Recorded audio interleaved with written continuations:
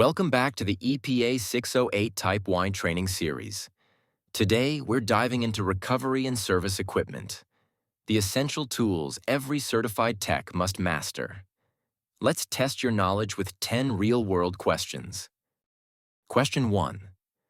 What distinguishes a self-contained recovery system from a system-dependent one? A. All of the above. B. Self-contained uses its own power. C. System-dependent lacks compressor. D. None of the above. Correct answer. B. Self-contained uses its own power. A self-contained unit has its own compressor or pump that moves refrigerant into the recovery cylinder. A system-dependent unit relies on the system's compressor or a vacuum pump. That built-in power source is the key difference.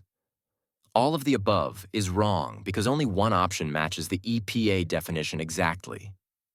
System-dependent lacks compressor is true but incomplete, and none of the above is false since B is valid. Question 2. Which of the following can lead to high discharge pressure during refrigerant recovery?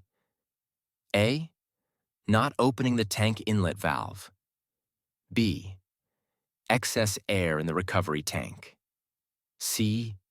Both A and B. D. None of the above. The correct answer is C. Both A and B. High discharge pressure happens when the tank inlet valve is closed or air is trapped inside the recovery tank. Both cause excessive internal pressure and reduce system efficiency. A or B alone are incomplete, and none of the above is false because both are valid causes. Question 3. How can you determine if there is excess air or non-condensable gases in a recovery tank? A. Use an excess air gauge. B. Non-condensable test kit. C. None of the above. D. Check tank pressure and compare with the pressure temperature chart. The correct answer is D. Check tank pressure and compare with the PT chart. Measure the tank's pressure at room temperature and compare it to the refrigerant's PT chart. If pressure is higher than normal, it means air or non-condensables are present.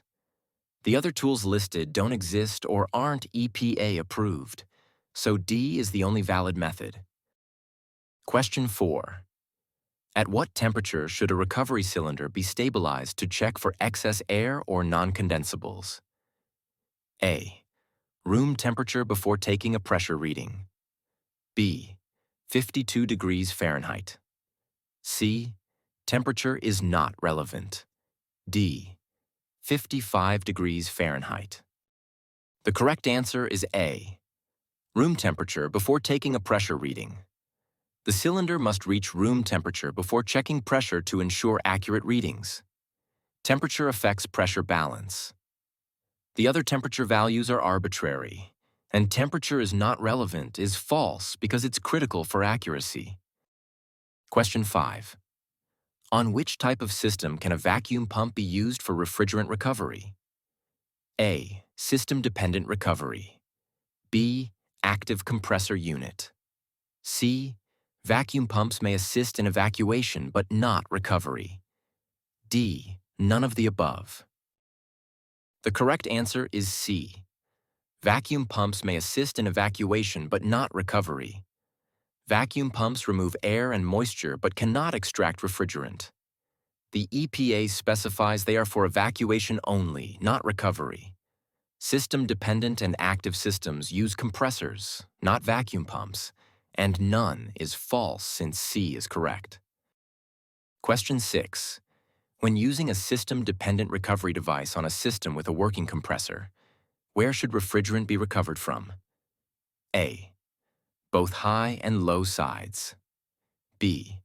High side of the system. C. Low side of the system. D. None of the above. The correct answer is B. High side of the system. The compressor pushes refrigerant from the high-pressure side. So recovery begins at the high side outlet for efficiency and control. The low side and both side options are incorrect for proper recovery flow, and none is invalid. Question 7. What methods can be used to release refrigerant trapped in oil during recovery? A. Heat and tap the compressor with a mallet and activate defrost heater. B. Heat and tap only. C. Activate heater only. D. None of the above. The correct answer is A. Heat and tap the compressor with a mallet and activate defrost heater. Gentle heating and tapping the compressor release refrigerant bubbles in oil, while the defrost heater speeds the process safely. B and C are incomplete methods.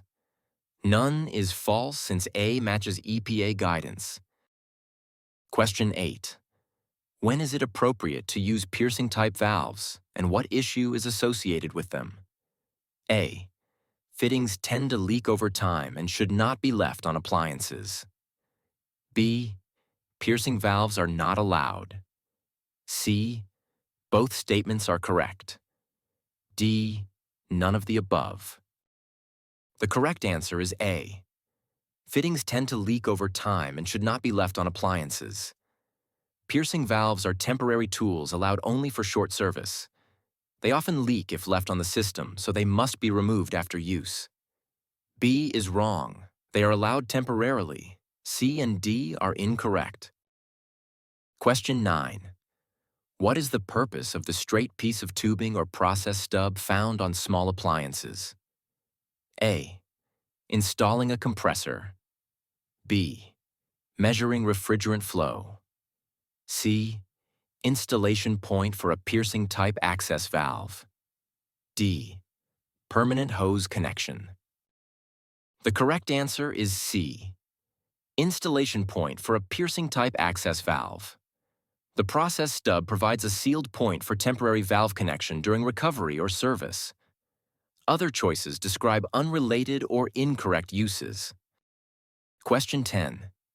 What certification is required for technicians who service sealed systems on small appliances? A. Type 3 only. B. Type 2 only. C. Core certification only. D. Either Type 1 or Universal certification. Correct answer. D. Either Type 1 or Universal certification. EPA requires technicians who handle small sealed systems to hold Type 1 or Universal certification. Type 1 covers small appliances. Universal covers all system types. Type 2 and 3 apply to other pressure categories, and Core only is insufficient for service work. Great work! You've just reviewed the core recovery concepts for EPA 608 Type 1. Subscribe and follow for more EPA 608 lessons and full exam walkthroughs. See you in the next video. And good luck on your certification exam.